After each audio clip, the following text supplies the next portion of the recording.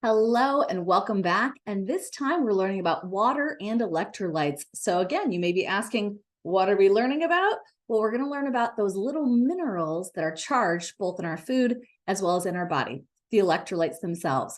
So let's figure out what our learning objectives are. So our learning objectives for this chapter are number one, discuss why water is the most essential nutrient. Number two, quantify how much of your body is made of water. Number three, outline how the body acquires and loses water. Number four, describe electrolytes and their food sources. And number five, this one you're going to be doing on your own with a reputable source. You're going to be illustrating dehydration and how it could impact you. So when we discuss water, if you don't have a safe source of drinking water, you could literally compromise your ability to remain alive after 3, 5, 7 days. If you don't have food, but you have the proper amount of water and electrolytes, you could survive for weeks, months, a very long time. And the World Health Organization says this about drinking water. In 2022, globally, at least 1.7 billion people use a drinking water source contaminated with feces, or again, defecation. Microbial contamination of drinking water as a result of contamination with feces poses the greatest risk to drinking water safety. This is a global issue. You may not think about it if you're living here in the United States. However, this is definitely something that other individuals in other countries do have to consider. And it could require a lot of time, a lot of energy, a lot of resources just to acquire safe drinking water. So when we move forward and we say, okay, what is water itself? For example, what's its chemical makeup? What's its structure? What are its roles that allow you to say that water is the most essential nutrient needed in greater quantities and more frequently than any other nutrient? Well, one thing about water's chemical structure is it contains very simply 2 hydrogen and 1 oxygen. You can see this little chemical equation right over here on the right-hand side showing you its structure. And because of its structure, it is dipolar, meaning it has one side that's positive and one side that's negative.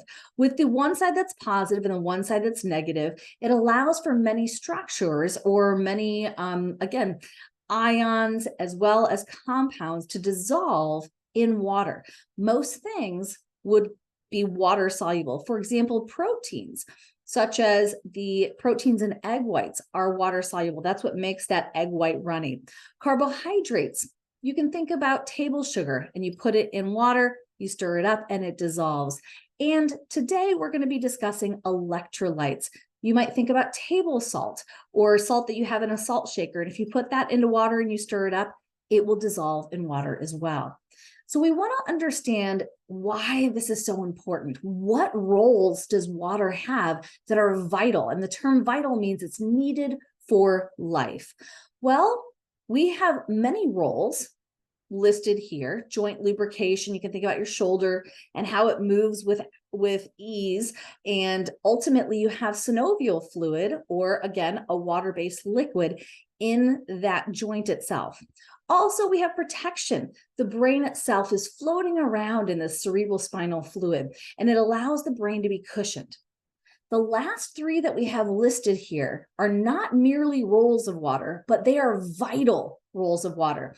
We have nutrient and gas movement. So we have the movement of blood sugar to the cells so they can use it for energy. So that blood glucose moves through blood plasma, which is mostly water. Also, carbon dioxide is a gas that is a waste product of our cellular metabolism, and we need to get that to the lungs in order to breathe it out. And carbon dioxide actually chemically combines with water to make a bicarbonate. So it's kind of interesting there.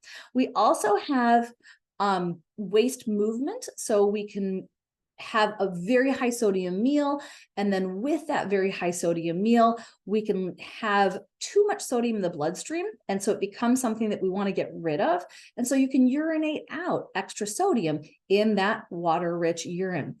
And if you want to maintain body temperature is literally 98.6 degrees Fahrenheit, very, very narrow range. In fact, if they say you've got a a temperature of 99.5, then you have a mild fever. That's less than a degree difference. So our body is constantly moving blood up to the surface to allow for radiant heat loss, or we have sweating, which occurs. So again, you can literally see the beads of sweat and that evaporative cooling taking place so that we can maintain that very tight 98.6 degrees Fahrenheit needed for the enzymes of our body to function best. And the last three of these, like I said, even though joint lubrication and protection are very important, and they are a role of water, nutrient gas movement, waste movement, thermoregulation are vital, needed for life. So when we talk about carbon dioxide transport, like I mentioned, carbon dioxide can actually combine with water to make H2CO3. That H2CO3 can dissociate, making HCO3 and hydrogen. So we want to make sure that we are moving around the carbon dioxide in an efficient manner. And to do so, we actually need to have water to combine with that carbon dioxide so that it can travel through the bloodstream, get to the lungs, and then we can blow off the carbon dioxide and then retain that water again. If you want to read more about that, if you love body chemistry, anatomy, and physiology, there's a QR code in the upper left-hand corner that will bring you to a fantastic article that showcases this image as well as other information.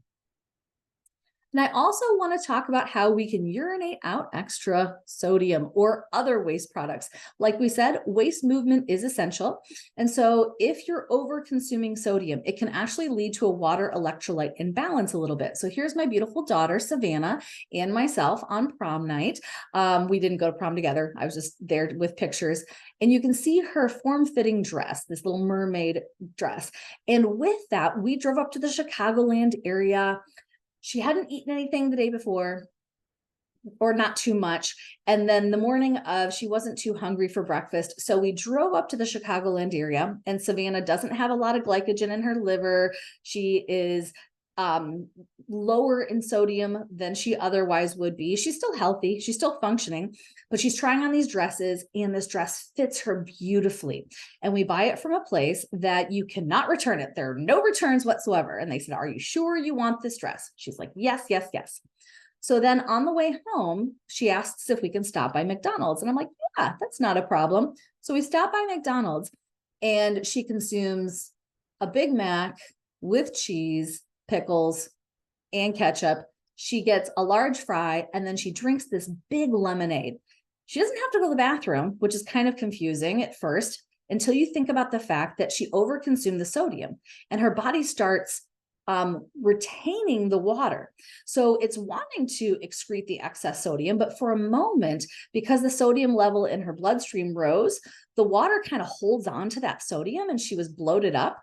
We got to our friend Paul and Sarah's house, where they were going to allow us to use some of their beautiful jewelry, which you can see in this picture. And they said, "Oh, try on the dress so we can fit the jewelry with it." We could not zip up the dress. One singular meal that was high in sodium allowed my daughter to retain so much water where she could no longer zip up the dress. I started getting a little panicked because I was like, this is her favorite dress. We just spent hundreds of dollars. There are no returns. But then once we figured out, yes, the water is going to be excreted out with the excess sodium. The bloat is temporary and it's not going to be there forever. We were able to rest assured. But like I said, she experienced this water and electrolyte flux while dress shopping. So she was low in electrolytes, lower in water, lower in glycogen for a moment there before she tried on the dress. And as she tried it on, then her glycogen stores went up, her sodium stores went up, and she started retaining more water, and we couldn't even get that dress zipped up. By the next morning, her body had flushed it out through urine. So waste movement and it is essential to rely upon water itself. We also want to understand, how does the body maintain water balance? And like I mentioned a second ago, it helps hold on to like the water and electrolytes like to be next to each other. So that water is dipolar, meaning it has a positive and a negative charge, and electrolytes are minerals that have a charge as well. So sodium, chloride, and potassium are three electrolytes that are known or famous for water balance. So if you have really high sodium and chloride, you're going to have a lot of water that's holding on to it in your body. If you have a diet that has the proper balance of sodium chloride and potassium, you're probably going to have the proper amount of water in your body. So we also have magnesium, which plays a role with water balance as well, but we're not going to spend as much time discussing it. We also mentioned in my daughter's story that carbohydrates that are stored in the body as glycogen are going to hold on to water also. So if you have a lot of glycogen stored in your liver, a lot of glycogen stored in your muscles, your liver and your muscles are going to almost go like from a raisin, swell up to kind of a grape. And so you're going to have a lot of water in that liver and in those muscles. So water holds on to these electrolytes, holds on to the carbohydrates in order to stay in your body itself. And so like you can also think about kind of like the sports nutrition and sports drinks, where those sports drinks themselves have carbohydrate and electrolytes in them. And one of the reasons that they have that for rehydration is so the water can cling on to those and be retained in your body. If you want to read more about this, we have a QR code and you can learn more about electrolytes in sports drinks as well as water balance. We also want you to understand that not only is drinking water hard to come by in certain parts of the world outside the United States, there's actually a very sad situation that happened in Flint, Michigan, which compromised the health and safety of a whole entire community. And if you want to kind of understand this human-created water crisis, there were bids for different entities to provide municipal water. There was a lower bid that came in, and so the city changed their water supply source. And so they pulled water from Lake Huron, which has naturally chemicals in it, and the chemical-laden water went through the metal pipes, caused some corrosion, and lead and other contaminants literally caused a public health crisis that they're still trying to overcome today. So if you want to watch a video on it or read more about this crisis, this is something that literally led a whole community into some health disparities and issues that still plague them today. And so healthy, safe drinking water is needed for individuals to survive. And if you want to read more about, again, what the CDC says about what's happening currently in today's day and age, you can read about it here with this handout as well. But you may notice here it said that during this crisis, over 66% of households reported one or more adult was impacted by some of these contaminants in the water, and 54% of households reported that at least one child was impacted by this. So if you have safe drinking water from your tap in the dorms or in your apartment, count your blessings, realize that not everyone has this luxury. And in fact, some individuals have had lifelong implications with consumption of contaminated water. So definitely realize that this is something that can be absolutely horrific if someone's struggling with access to healthy and safe water. And so you might wonder what percent of a person's body is made of water. Well, there are a few things it's dependent on, but about 2/3 of the body is actually made of water. Things that might have an impact on the amount of water that you would have in your body, well, things like increased muscle mass.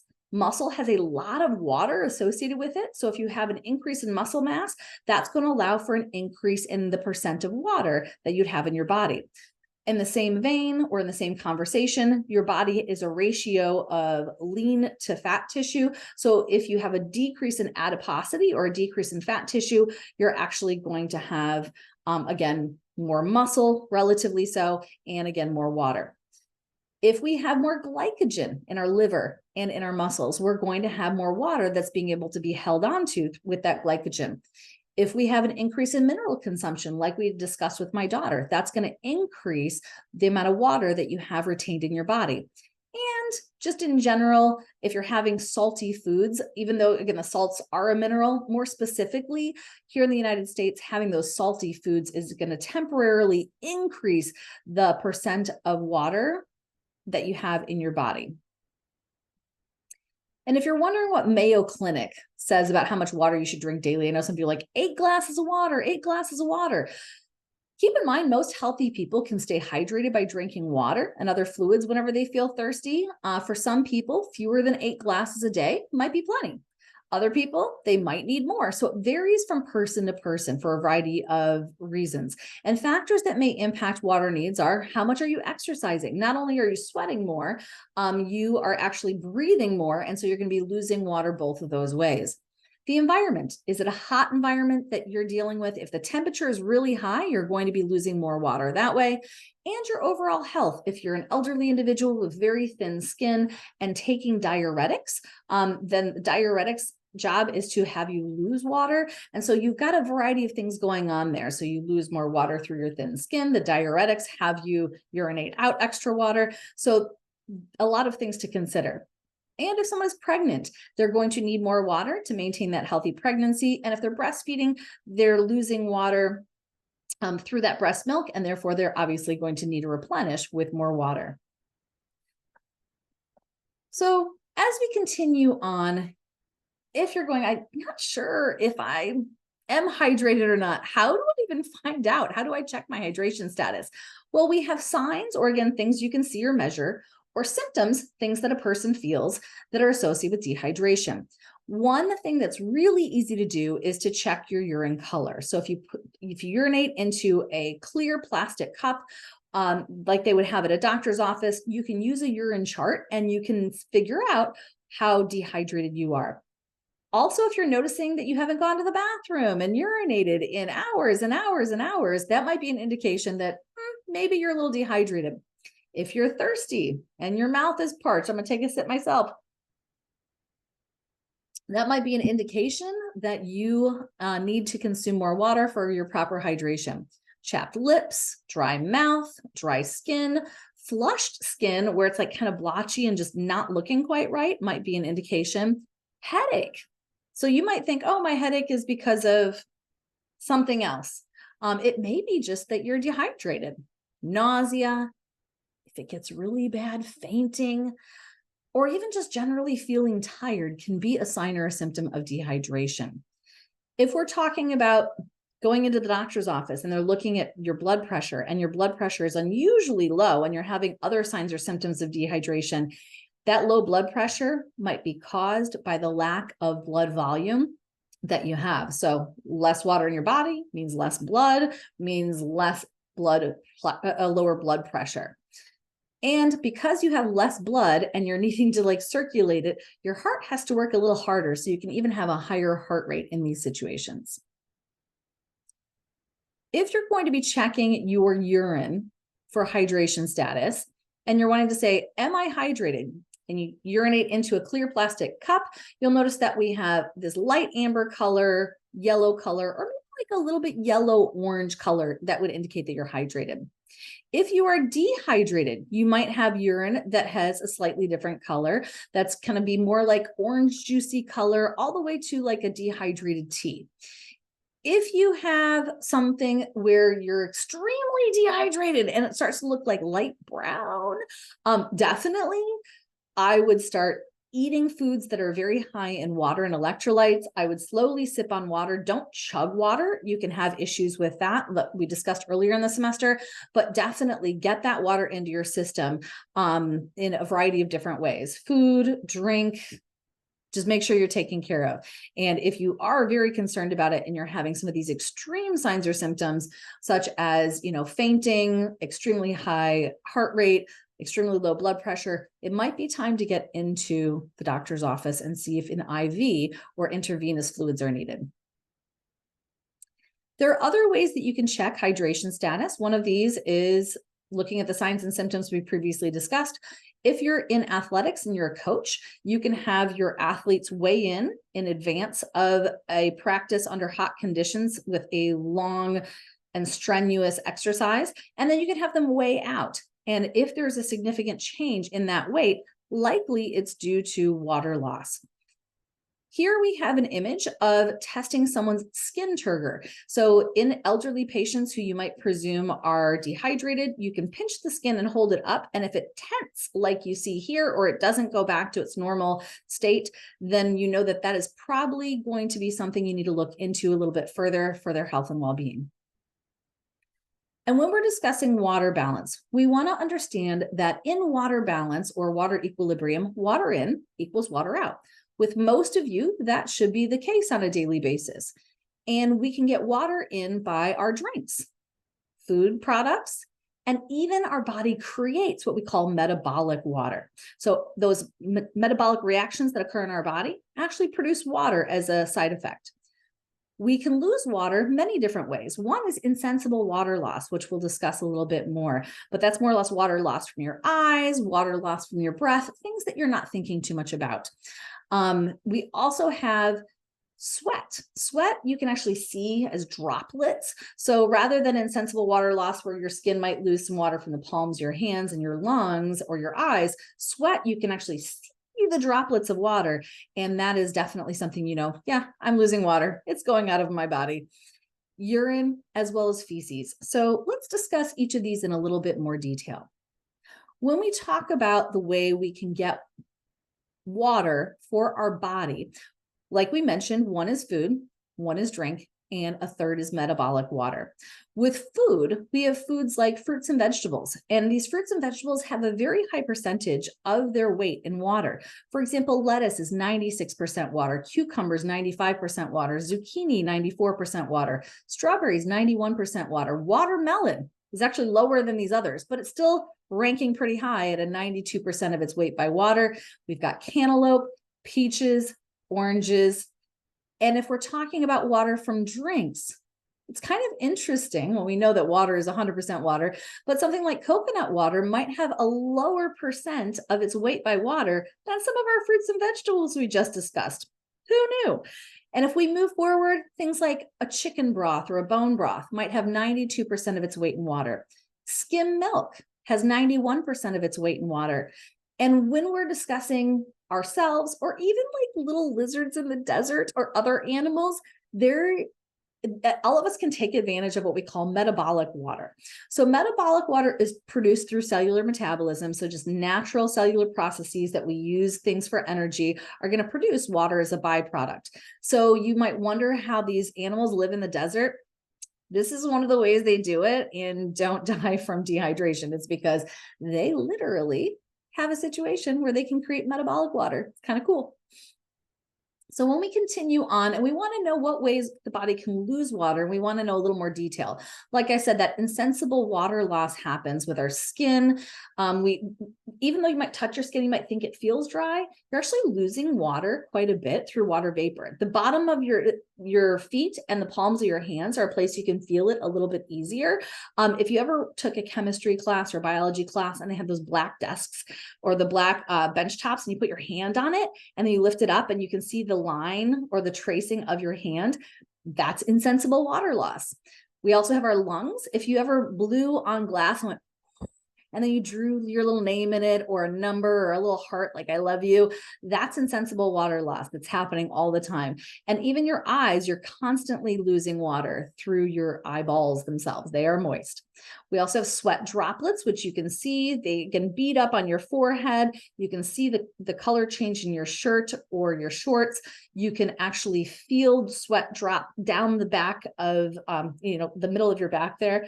That is going to be water loss, as well as you have urine, which is mostly water. And if we have an individual who is dehydrated, their urine becomes more concentrated. And so the percent of water in that urine actually goes down. It becomes like there's a lot of other elements that are dissolved and very concentrated in that urine. So the darker the color kind of gives us an indication of the fact that we need to be consuming more water in order to flush out those byproducts of metabolism and flush out some of those waste products. Feces varies in water. If you're really dehydrated, your feces can actually become relatively hard. If the dehydration isn't due to something like diarrhea or an intestinal issue, your body will try to retain water by pulling water from the fecal material in the large intestine. However, like I said, that feces can also have other factors that are going to have you lose water and potentially cause dehydration. So if you have, for example, a foodborne illness that is causing gastrointestinal distress and causing diarrhea, the water in the feces is going to be much higher. The feces is going to leave the body very quickly, and you can actually bring on dehydration through loss of water through the feces itself.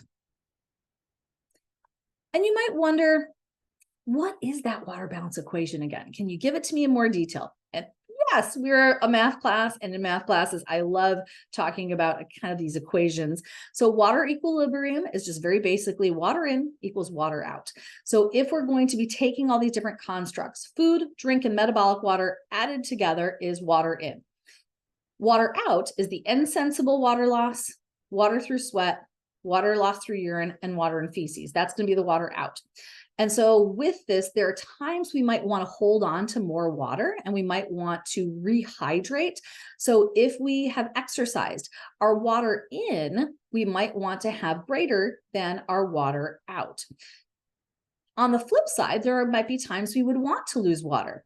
If we're using our glycogen between meals and the water does not have much carbohydrate to hold on to, we might be urinating out, and our water out might actually be greater than our water in. So you can look at this: food plus drink plus metabolic water equals insensible sweat, urine, and feces during water equilibrium, but there may be times where we might have one greater than or one less than the other. So keep that in mind.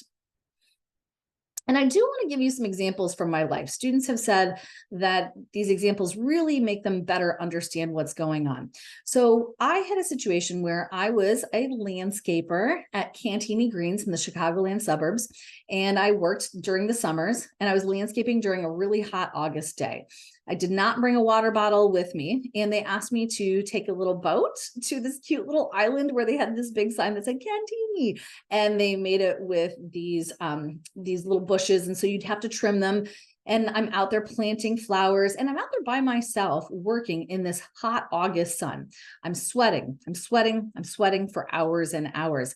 In that situation, I'm out there on the island, and I start seeing like little sparkly things on either side of my eyes, pretty much like on my peripheral vision. I was what they call seeing stars.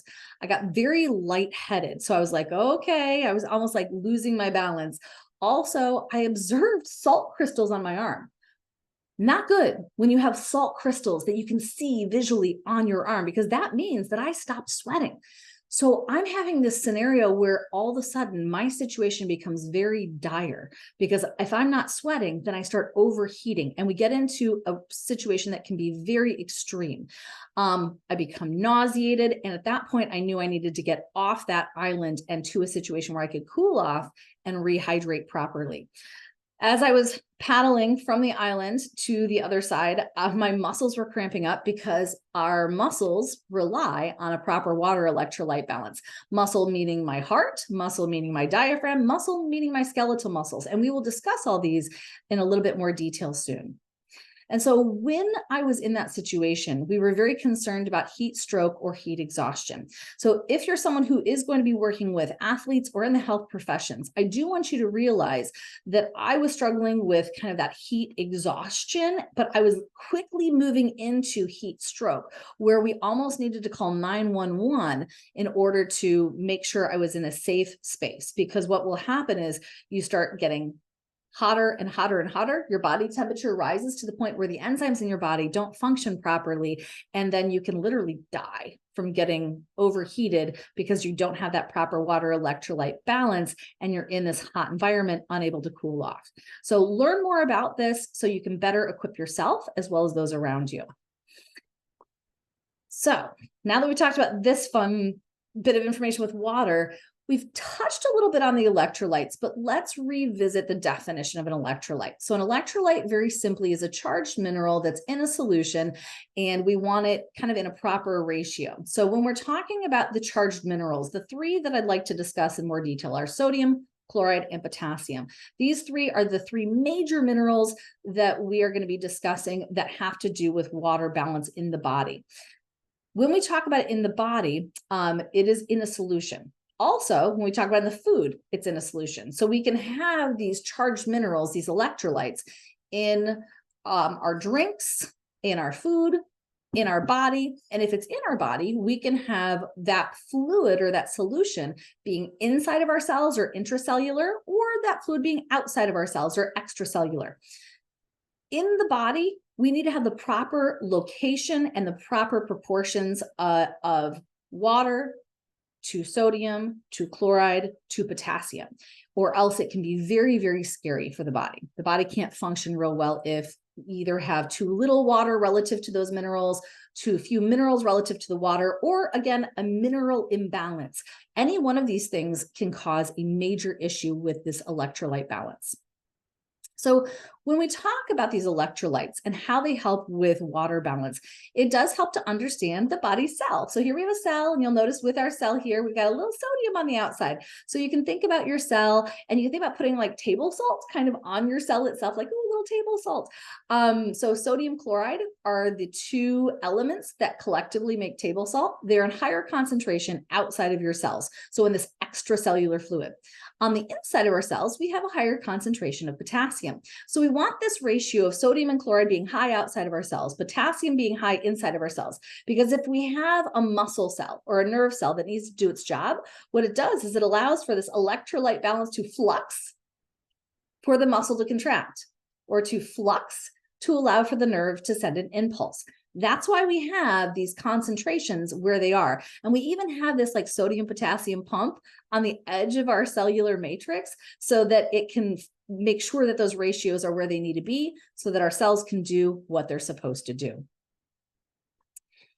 And I do want to say this is really important to understand. And I take it very personally right now this semester. This is a picture of my husband and our daughter, Melanie. With my husband, very recently, he had a situation where he had a cardiac arrhythmia. They helped treat his cardiac arrhythmia with medication. That medication itself relied on the proper electrolyte balance in the body, as well as you as individuals have to rely on the proper electrolyte balance in your body for your heart to function. Like I said, we need a lot of sodium and chloride on the outside, potassium on the inside, and we need to allow for that flux in order for the heart to beat and then go back to a relaxation state. So it's constantly doing this flux, flux, flux. With this medication, it was contraindicated with a low potassium diet. I do want to let you know, I didn't know that. I teach nutrition. I understand the medical field, but the doctor never told us. And so he was on this medication at a relatively high dose. But like, if you've listened to my lectures before, you know, my husband does not like a lot of fruits and vegetables. He does like things like pizza and hamburgers and other things that, make me crazy that he's not eating healthier foods with regard to the potassium amount. So he was on what we call like a lower potassium diet. Wasn't recommended. I was not happy about it, but he was on this lower potassium diet by choice because he's an adult and he can choose what he puts in his body. Well, with that medication, and with now he has this like low potassium, high sodium chloride, the flux couldn't happen. And he literally had a situation where his heart stopped. He went into a cardiac arrest. I had to do CPR on him recently. We barely got him back. So right now, he has been taken off of that medication. He actually had a defibrillator put in his body, permanent one. So he's got his own personal defibrillator. And then he has to go and get what we call cardiac ablation. So we've got to like burn the cells that are causing the arrhythmia, but he will have to watch what he eats for the rest of his life. And he should have been watching what he ate before this.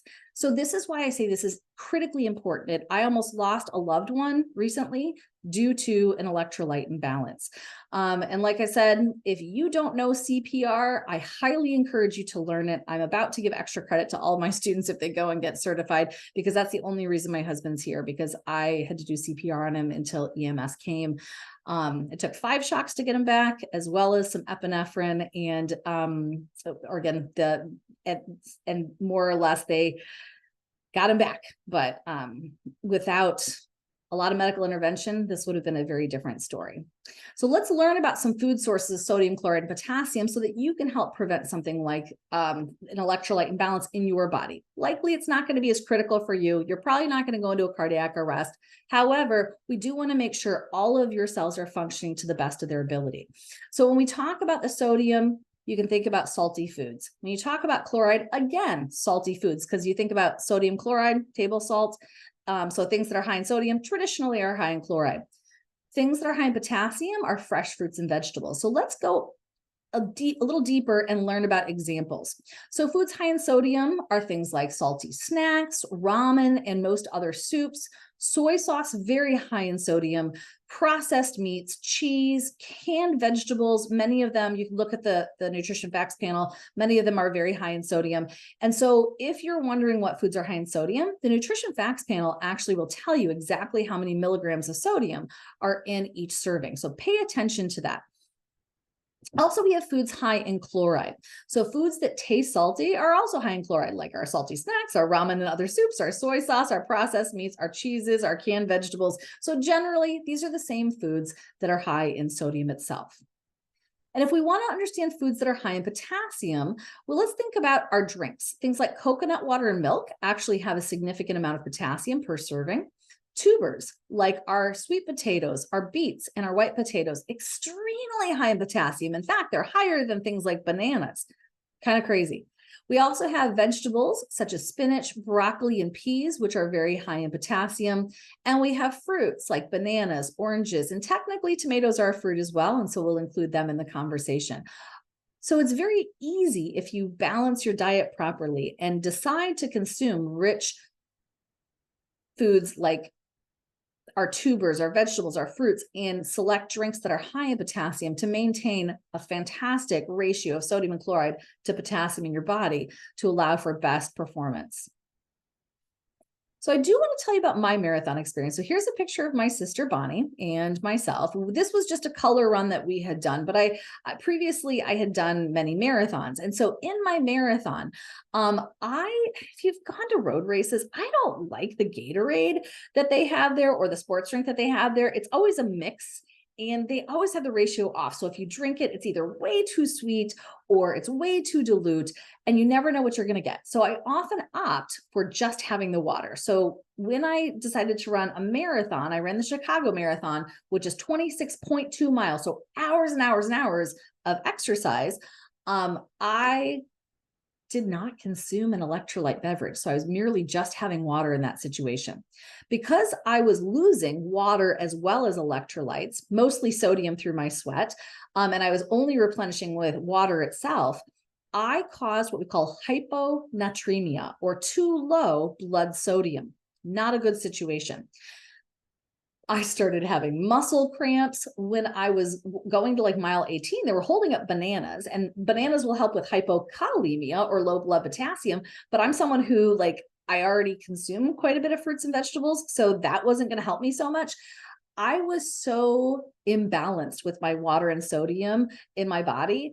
I was starting to hallucinate. I'm not even kidding. I thought the banana person was holding up a corn dog, and I was so excited. The person I was running with, I'm like, oh my gosh, it's the corn dog station. And the person's like, corn dog? Because again, I was craving that sodium so badly in my horrible water electrolyte balance. And they were like, that's not a corn dog. That's a banana. And I was so upset that I wasn't able to replenish my body with sodium, and my body was just angry about it, that when I ran past that banana volunteer, I gave them like dagger eyes as if it was their fault. So to prevent this issue, I could have very easily drank the electrolyte beverage. I could have eaten some high salt foods right before the race itself. I could have had salt packets on myself, and all of these would have helped decrease the likelihood that I would have come down with this hyponatremia. But if you're wondering if you're going to go into sport and leisure studies and you're wanting to host a road race, I would say have some snacks that are high in potassium as well as high in sodium and chloride.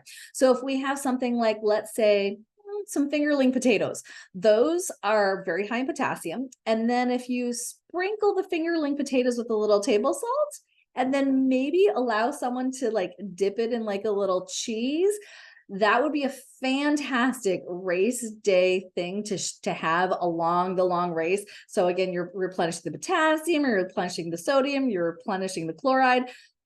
Do that. If you have the cheesy potato race, I am there. I'm telling you, I'm totally going to sign up for it. So when we talk about dehydration, and how it could impact you. We want to make sure that you understand this. And so I want you to look at this article and answer these questions. What's meant by dehydration? How is it diagnosed?